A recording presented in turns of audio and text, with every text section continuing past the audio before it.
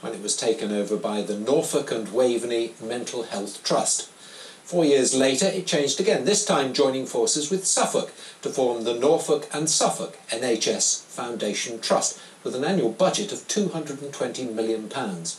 But almost immediately there were problems. Savings of £40 million were needed over 4 years.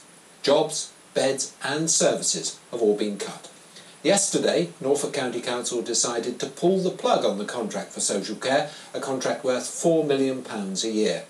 And so we come full circle, with the council running the service again from September. The details now from our chief reporter, Kim Riley. 19-year-old student Tom Julian from Norwich was diagnosed 2 years ago with a major depressive disorder. He's made 4 attempts on his life. There are periods of absolute, as Churchill said, a black dog follows me around. I'm slower physically, I can't think straight, and the whole world is dark. And there are other periods, like now, where everything is relatively okay. There are still some problems, and they never go away. I have lots of therapy for that, and eventually, hopefully, I'll make a full recovery. Do you think you're getting the support you need, and what difference do you think these changes might make? The individual members of staff are absolutely fantastic. They've never put a foot wrong. I don't think the changes will necessarily make much difference. That's mostly because, as far as I'm aware, there won't be any increase in funding. I don't feel that my son is cared about enough. He is an individual, a very sick individual, and I don't feel that the quality of care reflects how sick he really is.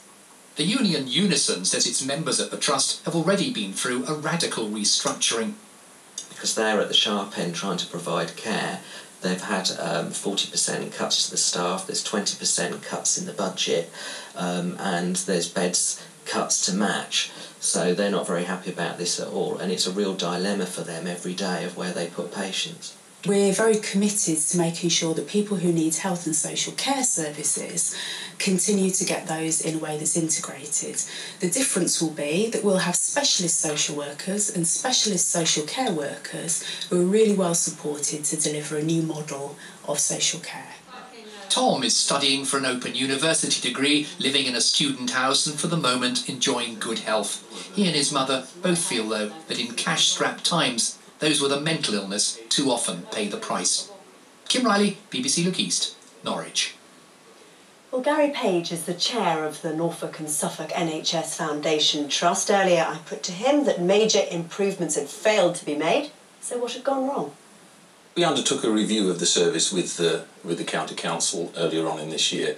The key thing is that we deliver the service that the people of Norfolk deserve and expect. They gave you an ultimatum, really, didn't they? It wasn't an ultimatum. I think it was a matter of how can we make this service efficient. And the world of social care has changed dramatically since the service came over to the Trust about 5 years ago. When I talk to service users in Norfolk, I consistently hear that it takes too long for them to get their personal budgets. That's not acceptable for the council, it's not acceptable to us, and so by redesigning the service in this way, we hope to be able to deliver a better service with the County Council. You're sounding quite matter-of-fact about all this, but we're talking about a £4 million contract that's been taken away from you.